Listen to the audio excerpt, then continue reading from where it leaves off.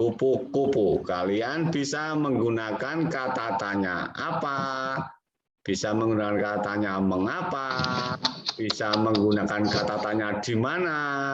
Bisa menggunakan kata tanya kapan? Bisa menggunakan kata tanya siapa? Nah, kata tanya ini biasanya diletakkan di awal kalimat tanya.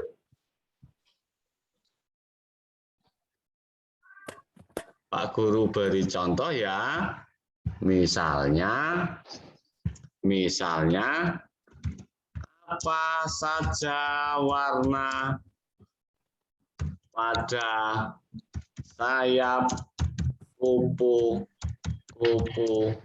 itu. Nah, misalnya kita pakai kata tanya apa. Misalnya seperti itu. Perhatikan, diawali huruf kapital, diakhiri tanda tanya, karena ini kalimat tanya. Pak Guru beri contoh satu kalimat, kalian bisa membuat kalimat yang lain. Coba kita lihat. Mbak Alia belum diakhiri tanda tanya. Mbak Asifa sudah. Mas Chandra belum pakai huruf kapital di awal kalimat dan akhirannya masih tanda titik. Mas Wahyu sudah pakai huruf kapital di awal kalimat, tapi akhirannya masih tanda titik. Mas Arfan juga akhirannya belum ada. Belum pakai tanda tanya. Mas Aji Bambang juga belum pakai tanda tanya. Mas Arfan sudah mengulang jawabannya. Oke. Coba yang jawabannya belum benar. Berapa lama? Kalimatnya belum benar, silakan mengirim lagi yang benar. Seperti contoh dari Pak Guru ini, diawali huruf kapital dan diakhiri tanda tanya. Silakan diulang lagi yang belum benar.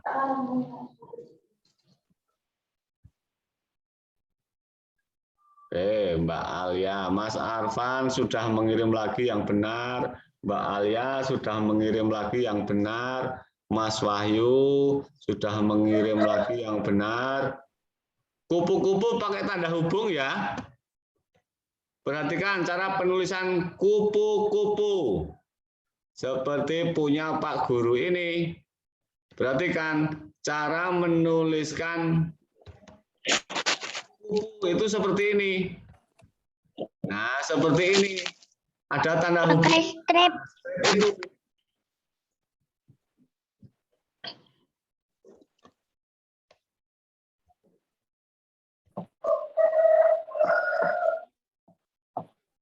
Mas Wahyu sudah diulang.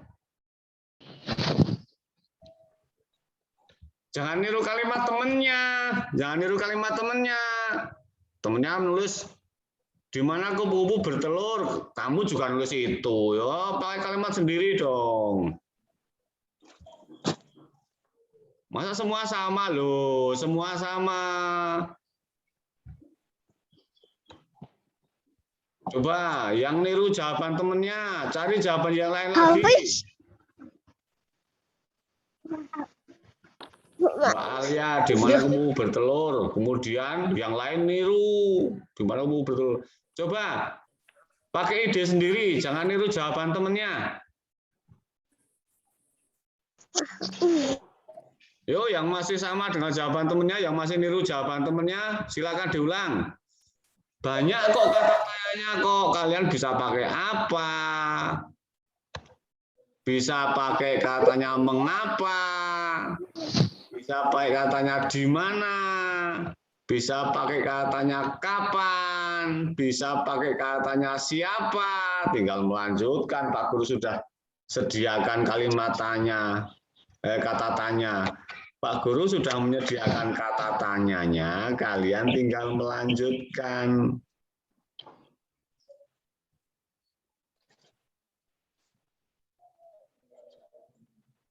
Yo, yang masih niru jawaban temannya diulang.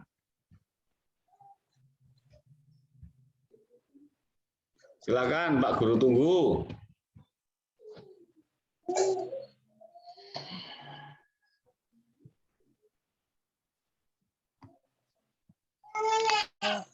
Oke, Mas Chandra, kapan telur kupu-kupu menetas?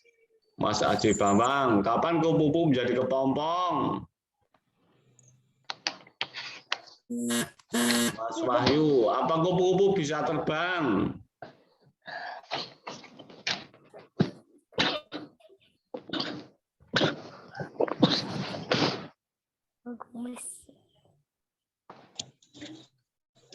Ayo.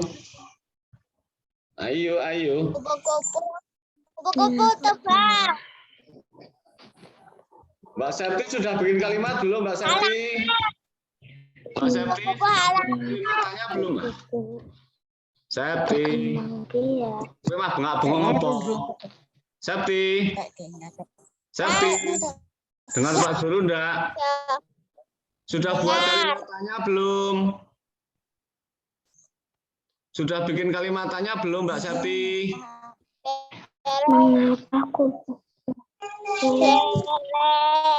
Ayo Mbak Septi, coba buat Mbak Septi seperti teman-temannya. Teman-teman, kalimat berkembang biak. Iya. Yang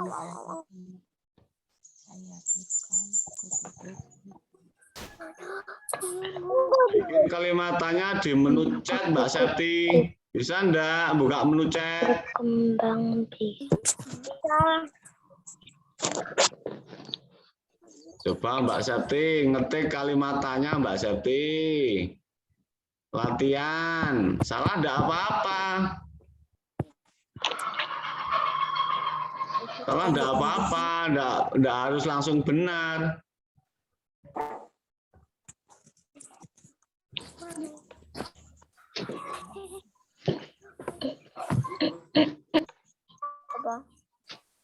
Mas Aji Bambang, sudah. Mbak Alia, mengapa kupu-kupu berkembang biak dengan cara bertelur? Takdir.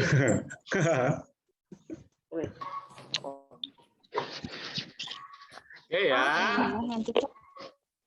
Contoh Pak Guru tambah sekarang ya. Ini pakai kata tanya apa. Kemudian coba kita menggunakan katanya mengapa ya. Mengapa kamu suka kupu-kupu? Nah, itu kan bisa. Terus kita buat dengan katanya di mana? Di mana biasanya kupu bertelur? Sukat kok. Oke. Oh, tadi sudah di mana kupu bertelur ya? Di mana biasanya ulat berdiam diri menjadi kepompong. Nah, seperti itu. Di mana biasanya ulat berdiam diri menjadi kepompong, misalnya. Terus dengan kata tanya kapan, misalnya. Misalnya, kapan kepompong berubah menjadi kupu-kupu? Tak bisa buat ini. bukan apa-apa. Mau caranya nulisnya nanti. Terus misalnya pakai kata tanya siapa? Siapa yang takut ulat? Boleh tidak seperti itu? Boleh tidak seperti itu? Boleh. Boleh. Boleh. Coba kita baca dulu ya. Contoh kalimat tanya. Boleh. Kupu-kupu. Apa saja warna pada sayap kupu-kupu itu? Mengapa kamu suka kupu-kupu? Di mana biasanya ulat berdiam diri menjadi kepompong? Kapan kepompong berubah menjadi kupu-kupu? Siapa yang takut ulat? Kan banyak sekali. Banyak sekali kalimatnya yang bisa kita buat tentang kupu-kupu.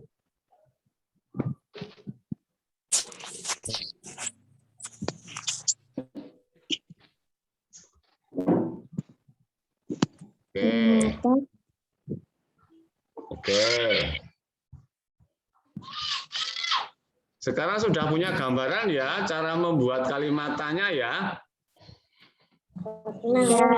Siapa yang masih bingung? Ada tidak? Tidak ya, nanti bisa ya kalau suruh buat ya. Ya. Kalau suruh membuat kalimatnya bisa ya. Gue sekolah lek. Oke, kita lanjutkan. Temar. Jenis kupu yang dapat kita temui. Dengan udan dong. Orang aku. Yuk nangke aku deh. Mana lagi?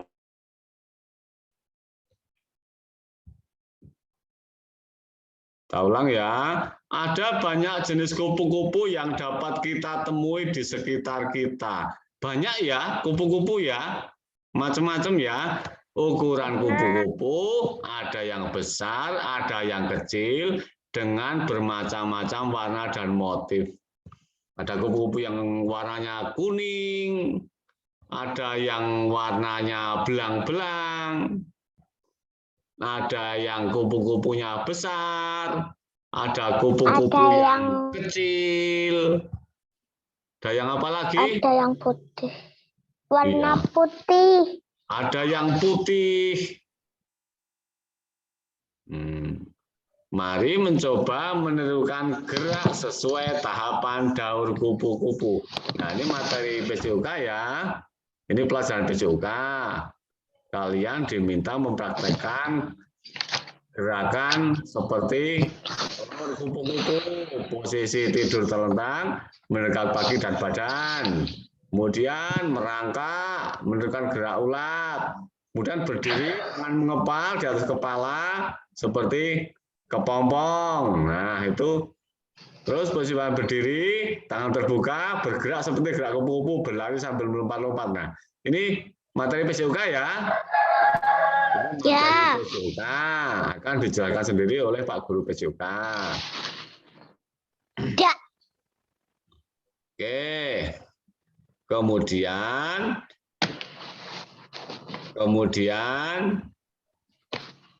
sebetulnya kalian diminta mengamati teman kalian mempraktekkan gerak itu.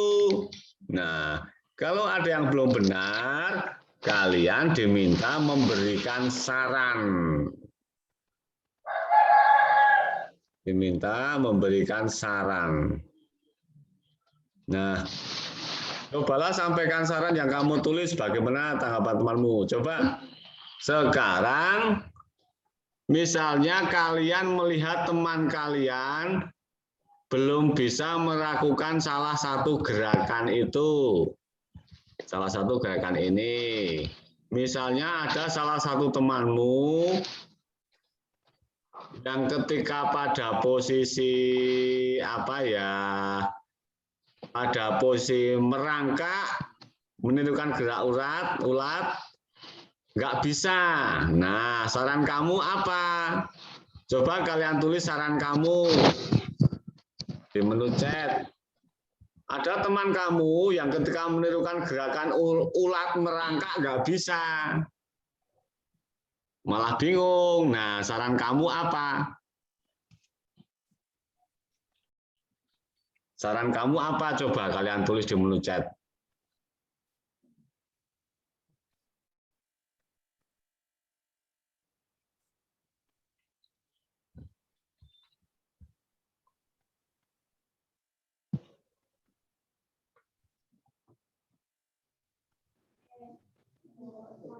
Mbak Asifa, sudah sebaiknya kamu terus belajar agar kamu bisa. Bagus.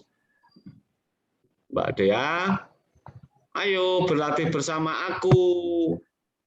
Bagus. Ayo yang lain, ayo yang lain.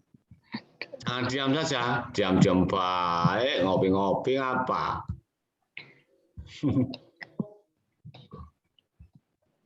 Kameranya kok gelap semua ya? Kameranya kok gelap semua ya? Coba kameranya dinyalakan, Pak Guru pengen lihat kalian. Oke, Mbak Alia. Mending kamu melihat latihan Pak Guru. Mending kamu melihat. Jangan pakai kata mending ya, Mbak Alia ya nanti ya. Tapi ini sudah tadi tidak masalah. Lebih baik kamu melihat latihan Pak Guru. Atau lebih baik kamu melihat contoh Pak Guru. Mas Wahyu, kamu harus berolahraga sama aku. Begini ya Mas Wahyu ya, lain kali ya, kamu harus berolahraga bersama saya, bersama aku boleh. Bersama saya, jangan sama aku, bersama aku. Mas Haji Bambang, ayo berlatih bersama aku. Oke. Mas Arfan, ayo berlatih bersama aku. Kok sama punya Mas Haji Bambang?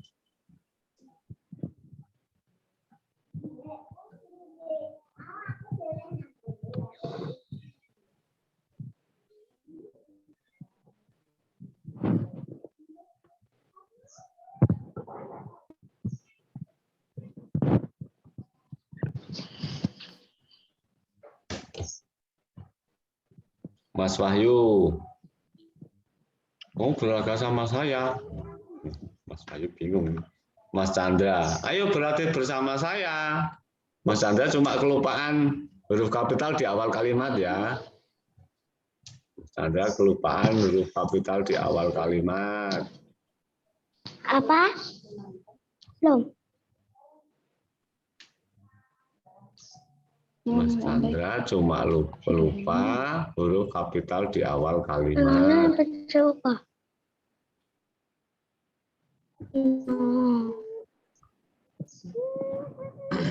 Tidak ada.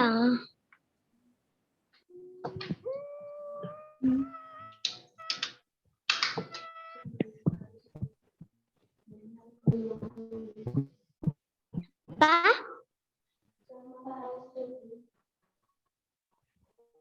Kameranya gelap semua. Banyak yang gelap. Kameranya hitam-hitam ya. Kameranya hitam-hitam ya. Yang kameranya hitam-hitam tuh saya curiga ini. Tapi punya saya enggak. Jangan-jangan tidur ini yang kameranya hitam-hitam ini. Wah.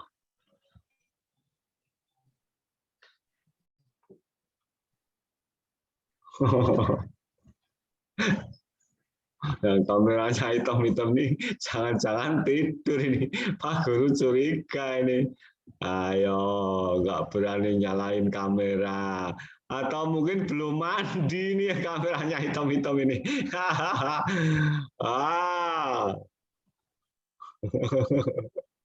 Ayo, nyalakan kamera kalau berani. Wah, ini nggak berani menyalakan kamera ini. Pasti belum mandi nih.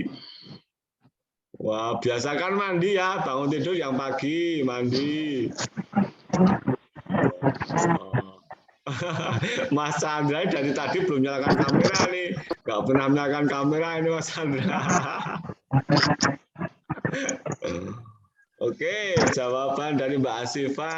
Sebaiknya kamu terus belajar agar kamu bisa.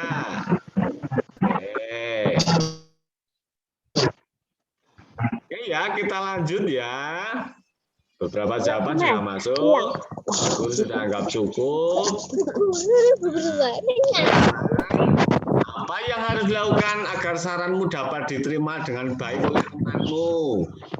Nah, supaya teman kita mau menerima saran kita, syaratnya apa? Sarannya harus bagaimana? Yang pertama, sampaikan saran dengan jelas. Ya, saran itu harus disampaikan dengan jelas. Yang kedua, sampaikan saran dengan cara yang sopan. Nggak boleh bilang gini, memberi saran, oh woi goblok woi, kudune ngene iki lho. Nah, nggak boleh seperti itu. Memberi saran itu tidak boleh menyakiti perasaan teman. Harus dengan cara yang sopan. Saran itu harus jelas, kemudian harus disampaikan dengan cara yang sopan. Oke, kita lanjutkan ya. Nah, ceritakan pengalamanmu saat memberi saran.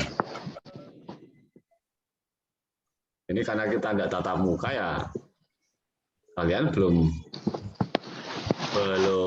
bisa ini ya, memberikan saran kepada teman ya. Oke. Belum tahu reaksi temennya yang diberi saran. Kita lanjutkan baca saja ya. Yuk, siapa yang mau membaca lagi? Sebutkan nama. Saya Dea. Dea tadi sudah belum ya Mbak Dea ya? Mbak Dea tadi sudah ya. Gantian yang lain ya, yang belum ya. Siapa yang belum? Wah, tadi Mbak Dea sudah kok. Ayo Mas Haji Bambang yuk, dibaca yuk Mas Haji Bambang yuk. Mas Haji Bambang sudah pinter kok baca yuk. Nyalakan mikrofonnya Mas Haji. Nyalakan mikrofonnya Mas Haji Bambang. Yuk dibaca Mas Haji Bambang. Memberi saran dengan baik, yuk. Memberi saran dengan baik terhadap teman juga termasuk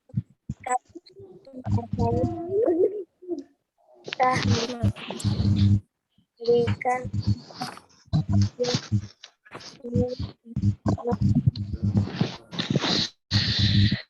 hal yang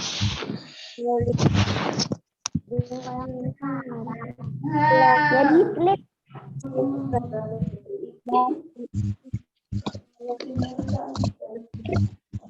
menyayangi Islam termasuk pengalaman sila kedua Pancasila.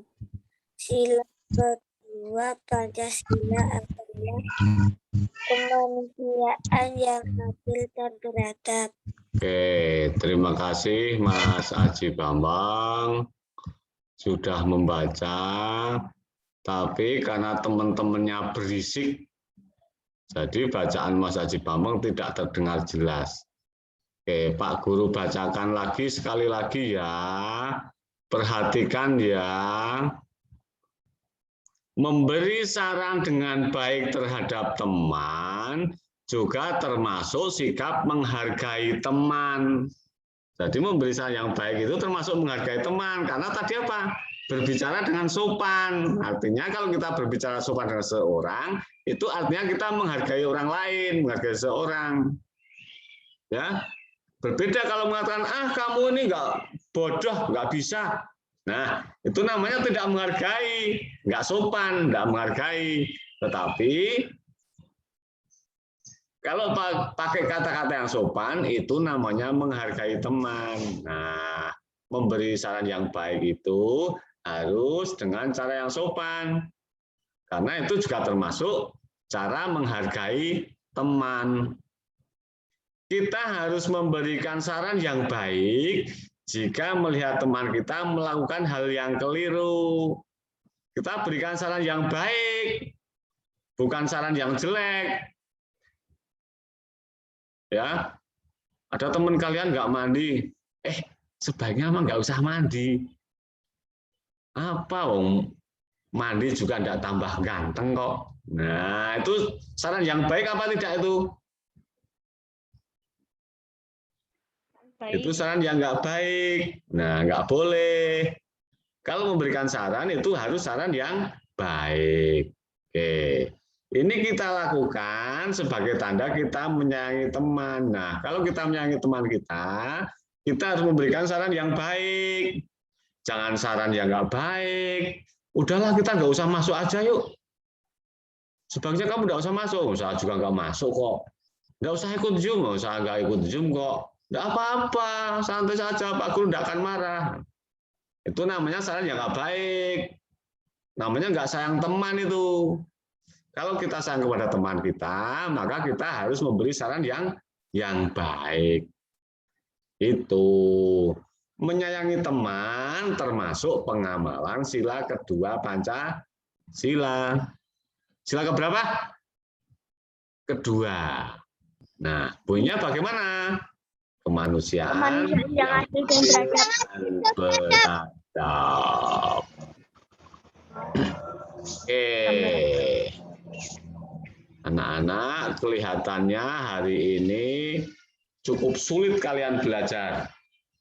Nah, terutama tadi pada saat kalian harus membuat kalimat menggunakan bahasa sendiri. Nah, kuncinya supaya kalian bisa membuat kalimat dengan bahasa sendiri, supaya kalian terampil membuat kalimat, kuncinya apa? Kuncinya harus rajin membaca. Nah, kalau kalian rajin membaca, kalian akan tahu banyak hal. Jadi ketika kalian diminta membuat kalimat, kalian tidak susah, pasti punya ide, punya inspirasi. Nggak cuma niru punya temennya, misalnya. Punya ide sendiri. Seperti itu ya. Kalau kalian banyak membaca, tentu banyak wawasan. Pengetahuan kalian luas. Jadi kalian tahu banyak hal.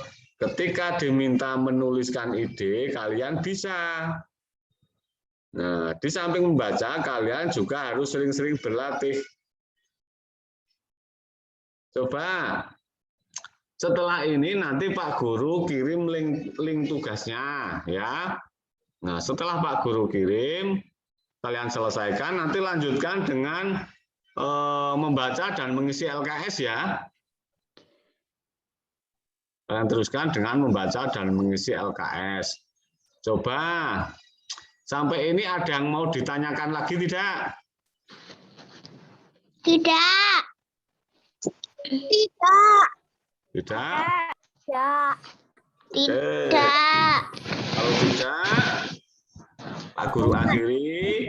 Tadi sudah belajar, kita sudah belajar membuat kalimat. Ada kalimat berita, ada juga kalimat tanya.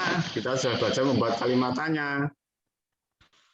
Kemudian kita sudah belajar mengenai menghargai dan menyayangi teman. Nah, Pak Guru harap kalian jelas dengan apa yang disampaikan Pak Guru.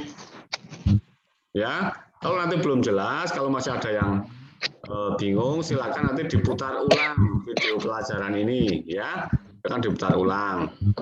Nah, nanti Pak Guru kirim link tugasnya. Ya. Tugasnya segera kalian selesaikan. Setelah itu kalian jangan main dulu.